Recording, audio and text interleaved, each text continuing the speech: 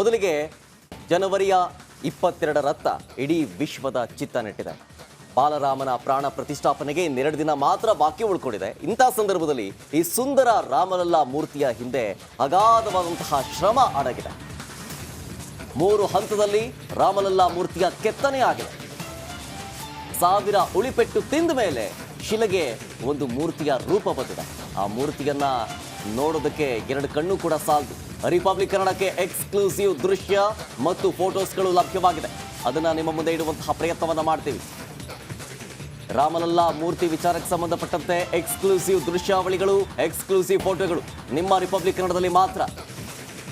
ನಿಮ್ಮ ರಿಪಬ್ಲಿಕ್ ಕನ್ನಡ ಅತಿ ದೊಡ್ಡ ಟೀಮ್ನೊಂದಿಗೆ ಅಯೋಧ್ಯೆಯಲ್ಲಿ ಬೀಡು ಬಿಟ್ಟಿದೆ. ಅಯೋಧ್ಯೆಯಲ್ಲಿ ರಾಮಲಲ್ಲನ ಪ್ರಾಣ ಪ್ರತಿಷ್ಠಾಪನೆಗೆ ಯಾವ ರೀತಿ ತಯಾರಿ ಇದೆ, ಅಯೋಧ್ಯೆಯ ಇತಿಹಾಸ ಏನು, ಇದೆಲ್ಲವನ್ನು ಕೂಡ ಕನ್ನಡಿಗರಿಗೆ ತಿಳಿಸಿಕೊಡುವಂತಹ ಪ್ರಯತ್ನ ರಿಪಬ್ಲಿಕ್ ಕನ್ನಡ ನಿರಂತರವಾಗಿ ಮಾಡ್ತಾ ಇದೆ. ಅದಕ್ಕೆ ಸಂಬಂಧಪಟ್ಟಂತೆ ಎಕ್ಸ್ಕ್ಲೂಸಿವ್ ಫೋಟೋಸ್ಗಳು ಹಾಗೆ ವಿಡಿಯೋಸ್ಗಳು ಲಭ್ಯವಾಗಿದೆ.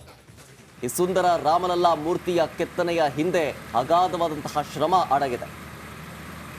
3 ಹಂತಗಳಲ್ಲಿ ರಾಮಲಲ್ಲಾ ಮೂರ್ತಿಯ ಕೆತ್ತನೆ ಆಗಿದೆ. ಗಮನಿಸ್ತಾ ಇದ್ದೀವಿ ವಿಜುವಲ್ಸ್ ಅಲ್ಲಿ.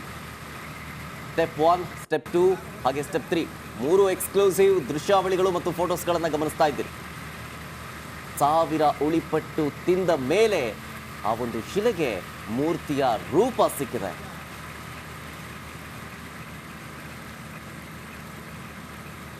ಇಡೀ ವಿಶ್ವದ ಚಿತ್ತ ಜನವರಿ 22ರತ್ತ ನೆಟ್ಟಿದೆ. 2 ದಿನ ಬಾಕಿ ಉಳ್ಕೊಂಡಿರೋದು ರಾಮಲಲ್ಲಾನ ಪ್ರಾಣ ಪ್ರತಿಷ್ಠಾಪನೆಗೆ.